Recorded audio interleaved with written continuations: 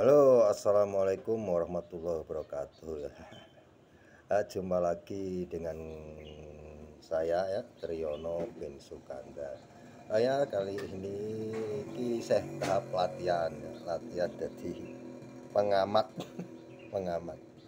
pengamat politik ya. Ini video kedua ya kan. Yang kemarin kan saya membahas itu ya, membahas Pak Anies.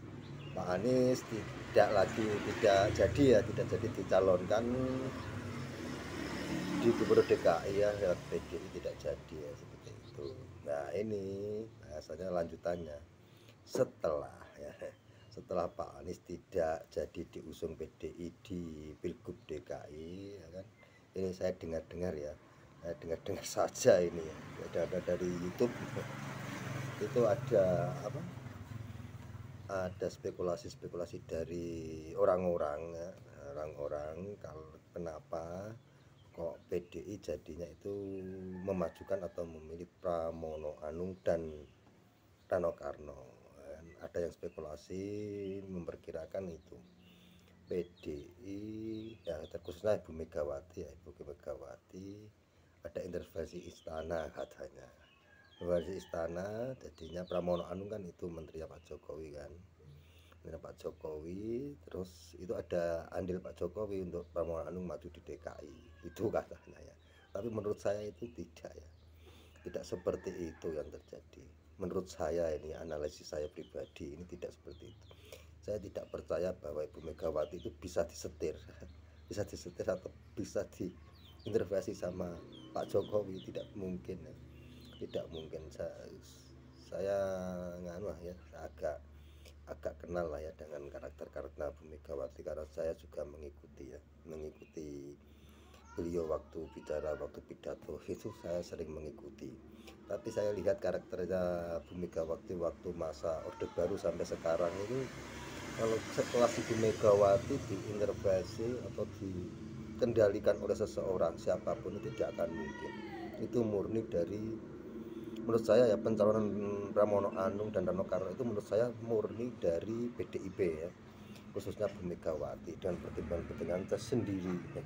Tidak ada intervensi dari pihak luar menurut saya ini, karena memang ya, seperti tadi itu alasannya, PDI lebih bangga pemilih kader-kadernya itu, tidak tidak ada apa-apa sepertinya. Kalah menang biasa lah ya, saat mengkontestasi itu kalah menang biasa, yang penting itu memajukan kader. Itu menurut saya pertimbangannya PDI hanya itu saja. Kalau ada pihak ketiga intervensi begini karena begini, tidak seperti itu menurut saya. Tidak mungkin, dan Pak Jokowi juga tidak mungkin berani memberikan masukan-masukan sama Bu Megawati kan. Kita tahu lah ya hubungan Bu Mega sama Pak Jokowi hari-hari terakhir ini ya, setelah Pilpres ya, mau menjelang Pilpres atau sampai sekarang kan ya akur, cuma kan kurang cocok gitu kan. Kurang cocok, jadinya tidak mungkin lah seperti itu ya. Memang Pramono Anung dan Rano Karno itu menurut analisa saya memang dari PDIP sendiri, khususnya Bu Megawati ya kan. Ya memang betul itu, betul. Kalau saya jadi Bu Mega ya juga seperti itu langkah saya. Tidak mungkin saya memajukan kader selainnya dari Mega. Apa itu, kalau itu loh ya, masih ada loh ya kadernya, yang masih ada yang mau minat mau maju, tetap calonkan kadernya, itu bagus. Seperti itu menurut saya. Terus ada kabar-kabar lagi seperti istana intervensi begini, sudah diatur Pramono Anung itu anak buahnya Pak Jokowi, jadi kesempatan Ridwan Kamil untuk menang itu lebih luas. Wah, tidak. Kalau Pak Ridwan Kamil dimusuhkan siapa saja pada waktu ini loh ya, pada waktu pilkada ini ya, saya perkirakan tetap menang. PDI mencalonkan Pak Anies, saya kira ya juga pemenangnya Ridwan Kamil ya. Menurut saya ya, ini PDI mencalonkan Pramono Anung, itu yang menang juga Ridwan Kamil. Itu menurut saya, dan saya juga bisa keliru lah ya. Kalau ada masukan silakan komen di kolom komentar ya kan. menurut saya. Karena Ridwan Kamil itu satu, orangnya juga baik ya kan, baik, di Jabar juga prestasinya baik ya kan. Yang mendukung itu banyak partai ya, banyak orang tahunya Ridwan Kamil itu didukung oleh koalisi Kim kan, itu berarti ada andil Pak Prabowo.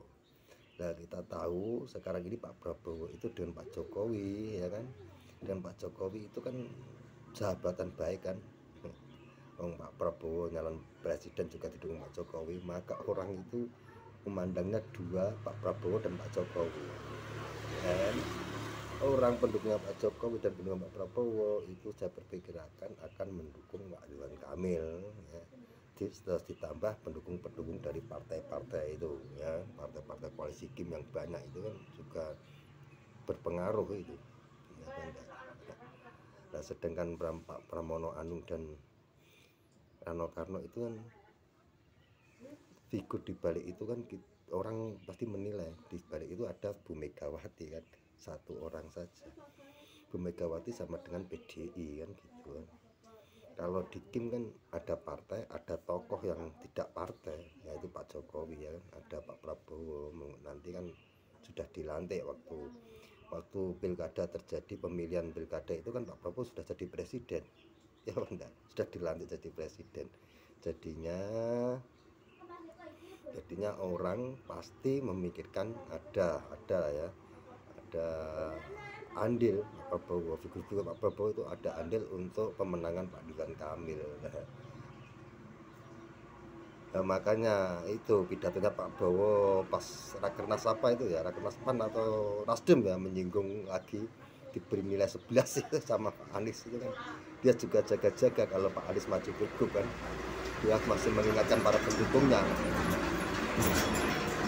Itu menurut saya kan Pak Prabowo kan itu tidak ngomong seperti itu kan, tidak mungkin tidak bertujuan kan? Pasti ada tujuannya kalau saya menilai.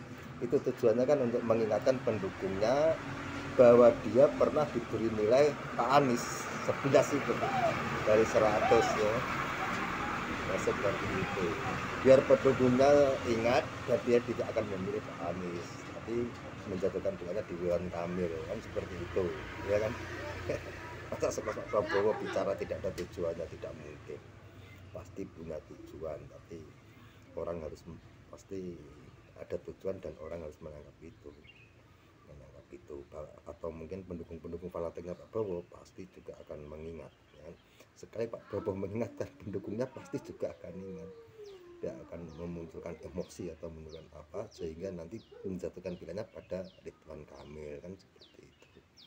Nah ternyata yang maju Pramono Anung. Bu Megawati memang kita akui ya, politisi yang hebat menurut saya.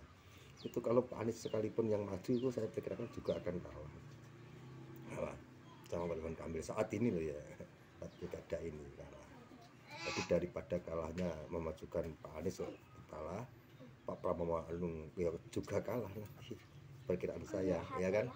Ya lebih baik kadernya sendiri, jadi tidak malu lah, tetap kalah tapi bangga gitu loh ya. Ya seperti itu ya. Wes sementara cukup di sini ya.